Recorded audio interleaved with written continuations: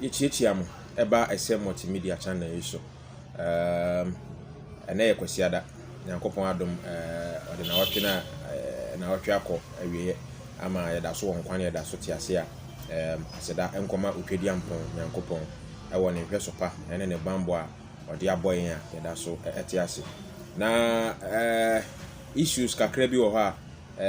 edu weekend say ya na e wo say hihia na ye fa ye ho adwen na je totoa na ye hwe na wotwe atwa mu no ensem ekokoko so na ye hwe na me no mienu ye dwendwene ho enam ye man yie die enti ye man Ghana na yie die enti e wo say ye dwendwene ye ho na ye fa ye ho adwen fi se medikan aka chene so se medikan aka kire wo say o man Ghana na esi ho no a da ho ne na ye firi mu no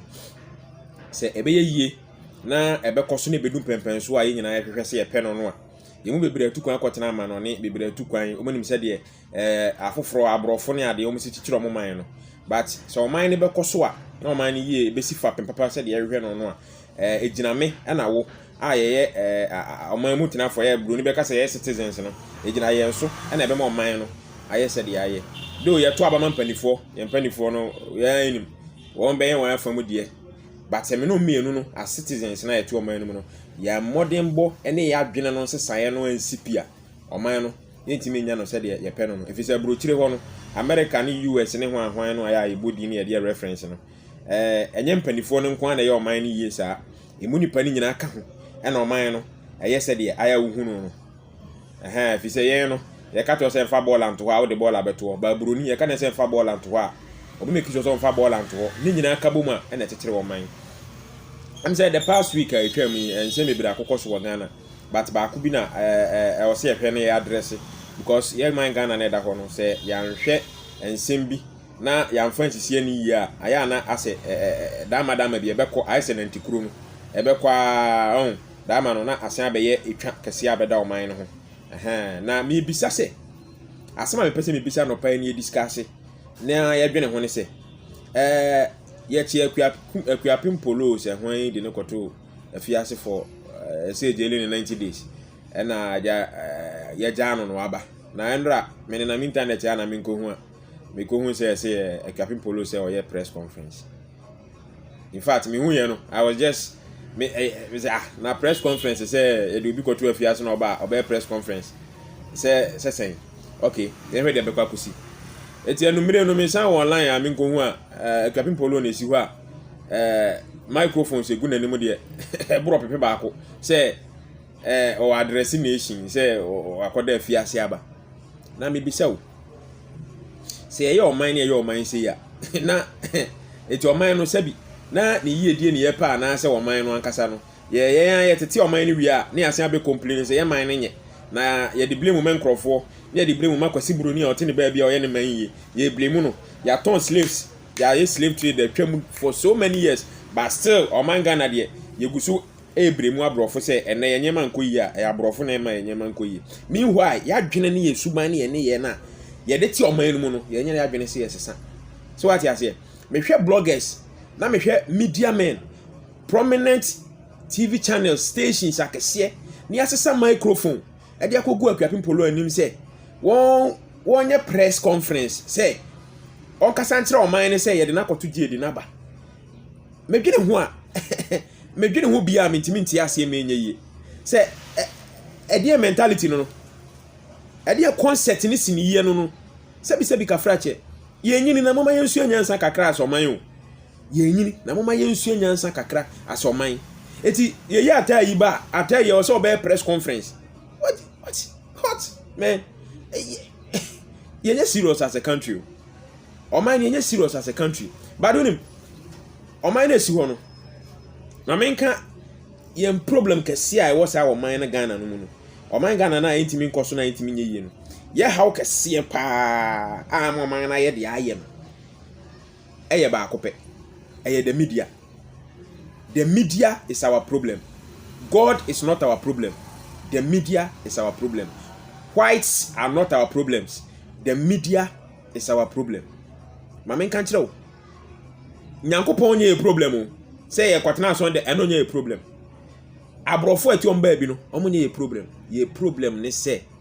ye media no ene ye problem because time biano they try to portray some sort of odwen ho a wutimi ntiase say Jimmy say enkurasesemu say ontiase tietimi sisa microphone kogu ex-convict anim say onye press conference because oye celebrity ye de na koto afiase ye yi no enti also no oman kasa. What is the essence of that? Yen kasa say be ready say be your man no ye wo issues a ha oman no ye issues papa o say discuss o kan ho asem media nim they won't help you, but they will help a Kwapin Polo out of prison. Amana kasa kire woman, they will give her the platform say on kasa yeah some microphones e gunanim na na do crap addressing nation ya fasa microphones ni ko gunanim ya sisa ni na egu ex-convict anim say o addressing nation because wako oye celebrity wako da fiase aba na say enti ye bofa pem we di to kwa na ye man ni ye die ne ye hwehwe ana say oman ni say ye mu kwan na ye yankasa yesisu aye pese ye say ye man no na ye wi ani abeblemu afoforo because ye nkwala na ye youth na fiase eba no de bia me kasa hwe kwan akwa people na afa so ono se so abe celebrity a enti Ghana for ye ma ya so nkwa didi na celebrity nudity yen roro ye ho yen ninsen hunu eno no fa so no be celebrity truly obe celebrity wa Ghana obi a hunu so a celebrity fine wakoda fiase true nudity wakoda fiase aba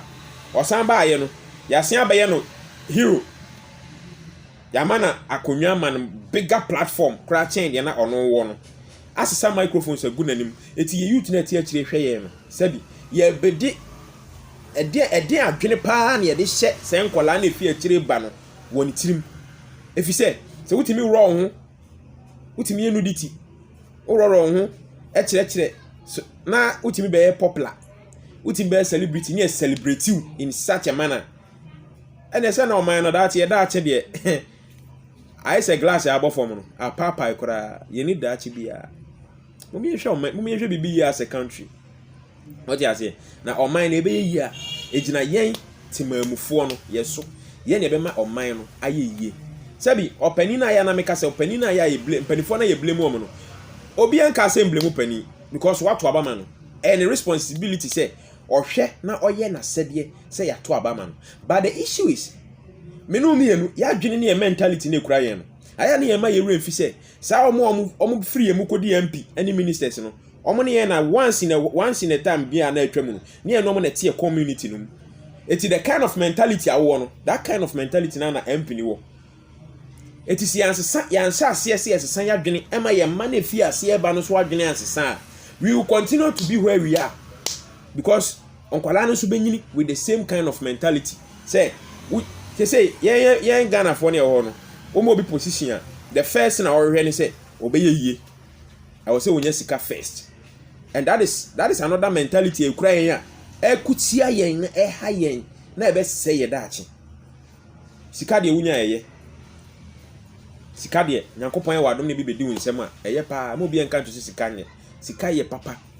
sika ye bibia forget to say God say money is the root of all evil. Enya no kore. Sikaye, unya sikaye. But we need to change our attitude towards money. Making money is not a do or die affair. Making money is not a do or die affair. Say we say ukunipa. I say yema position. O forget to position, you know. Say adwuma we say we ye kura no. Wo ma wurefi. Na o main target yani say you make money. That is a wrong approach of making money, and that is where our problems of yentimi nu ba bia yepese edu no ho na sha ase free say yansesa ya dwene ne yamfa sa adwene sesa no amma ye ma na fi akire ba no ama omuso ma nya dwene sesa bi omuso mbenyini o man Ghana ne be yese de tie ya because ye nananom tena mu sei ene yenso yetim emo bi na ada se kwa me nkroma mera so na Ghana ye change Ghana ne se de ya dwene ne kura ye nananom no ene om de wo ye maame mo de awo ye ne yenso ye de titi wo se de titi wo ya me ye wo me na me nyini ye no me etimi ye o sebi o ye agana ye jagu ba bia enti eno na me hu ye eti se me ma hu nyansa me man so omba be ye agana ye ajagu ba bia enti eno an mentality ayi wo ma ye nyini as a country, and that is very bad. You know what? ye channel we ye channel nyankopon adom ye botaye ne se ye be boa ama amamu timamufo no ye mentality towards certain issues bi ye be sesa na ye o se shas ye free baabi ye de akopie baabi wotimi mpreko emfiti preko pen kase wasesa oman no enye yesa eti politician be hye obo without tackling this issue no from the root cause say ya adwene a ye de ti oman no be sesa no oman no o hye entimi mbam. We need to tackle it from the root cause. I say yes, ya adwene fi yes nyema bi free ase na ye de basoro na ma ye manu ne da achen nkola no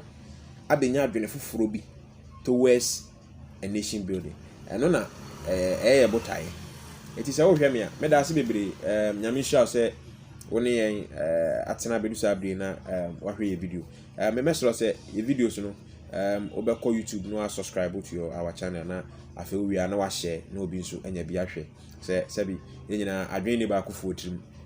adwen de ni ba ko fotirim panifo na kan enti yenyina ebe share adwen na yedimi da chechire man na me man na kama me da wa se wo hwe me na me tena ne onyankopon tuturu bo nsu nyankopon nhira wono nto nsupangu so na watwo fra ye besimi me sere brade na me yimpa ye ma wo se de odon sa beka bia be yeye onyankopon nhira onsa no nwuma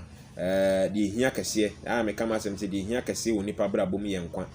se wo nkwa a wo ade na nya nkwa keke nkwa a ahoden wom ene na me sere asafo nyankopon asafo yehu se onfa no mo na watwi onhwe wadi fie ni wafi ba so oma wo masem bi onhwe wana montuo so ema wo masem bi obo ho ban ya wo ebi nso abusua ene ofie so onyankopon ma wo nti asem boni bia na watwi onyame nto nsem sika ama adwuma nkoso na wo nhira de odon sai ka se wo ye bia fi se bible se ensa enya adwuma enidi na mom se wo hya se wo ye adwuma de a wo se wo didi na bible se onyankopon hia na manipa yedefo obra adwuma emfa bi nka ho but ano so nkire se sekete nada e se okoye adwuma na nyankopon eto ni hira nsuo egu so ni nyina ne se nyankopon hia na manipa yedefo no ya na bibiri mi skotu no se ase no nti ye mmere benyame hira na be heda bi obra na nyame hira egu so na mo ayodefo unti mi mmere sa akeke obra kwa nyame hira nka ho no de ne no enti mesere se na otwu behwe wakwan yi na wabo obra se de tene ama nyankopon na nyankopon so atimi ahira wa na montu na wato ni super agu so onyame bambo nya kase wo so ba bia obi a wo hira na onto ni super